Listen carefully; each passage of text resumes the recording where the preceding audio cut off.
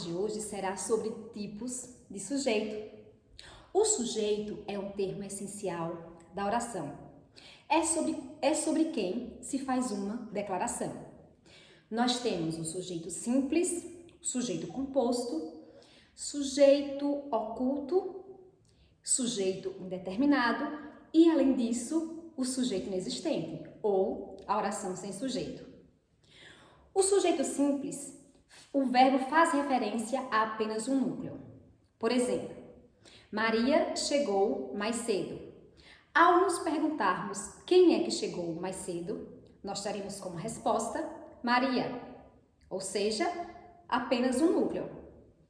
No exemplo, brincaram no jardim as crianças. Ao fazermos a pergunta quem é que brincou no jardim, teremos como resposta as crianças. Nós temos aí duas palavras, as crianças.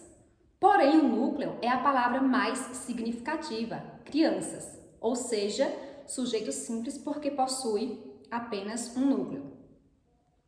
Temos também o sujeito composto. No sujeito composto, o verbo faz referência a dois núcleos ou mais. Por exemplo, o pai e a filha declamaram o poema. Ao perguntarmos quem é que declamou o poema, nós vamos ter como resposta o pai e a filha. Núcleo 1, pai. Núcleo 2, filha. Outro exemplo, ensaiar a coreografia a professora e os alunos.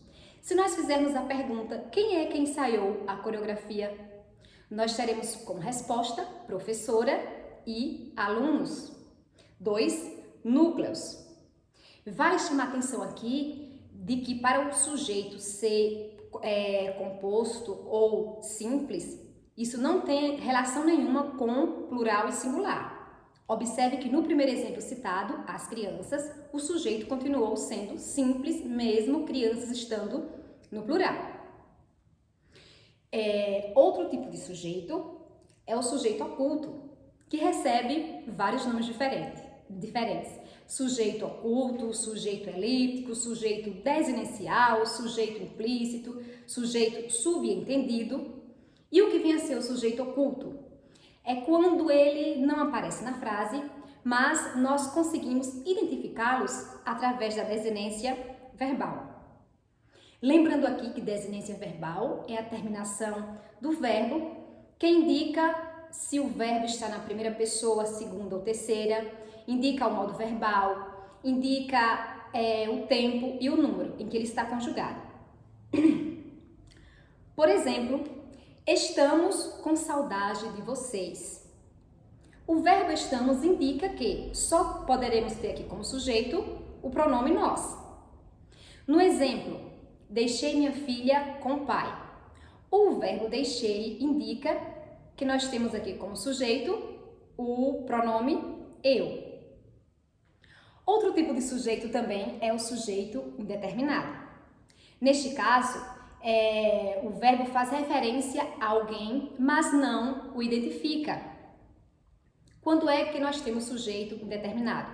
Quando a oração possui verbo transitivo direto na terceira pessoa do plural. Por exemplo, anunciaram a vitória do prefeito.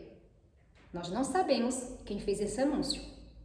Pela oração, não dá para saber quem é que está praticando essa ação de anunciar.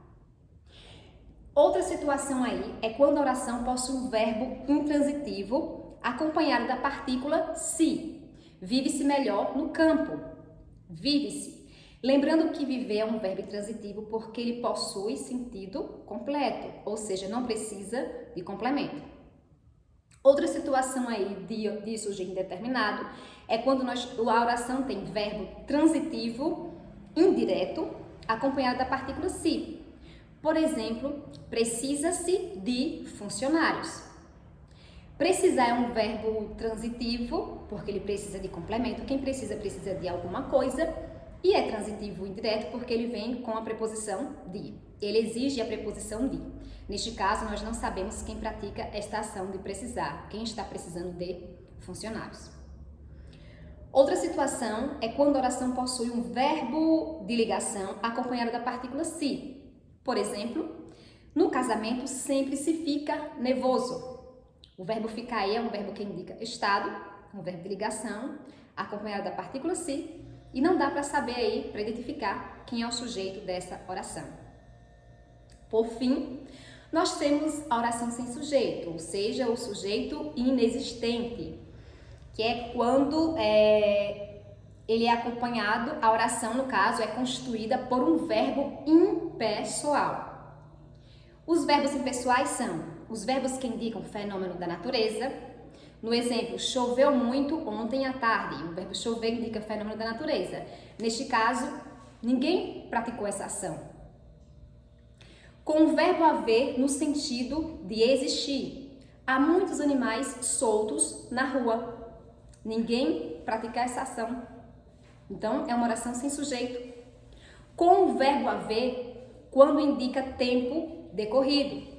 Aguardo a encomenda há anos. Observa mais uma vez que ninguém pratica essa ação desse verbo haver. Com os verbos ser, fazer e ir, na indicação de tempo ou relacionados a fenômenos da natureza. Por exemplo, era bastante tarde. Nós temos aí o verbo ser, indicando o tempo decorrido. Fazia frio durante aquela noite. Nós temos o verbo fazer, indicando o fenômeno da natureza. Vai para uns 2 anos que não vejo meus pais. Nós temos o verbo ir, indicando tempo decorrido. Bons estudos. Um abraço.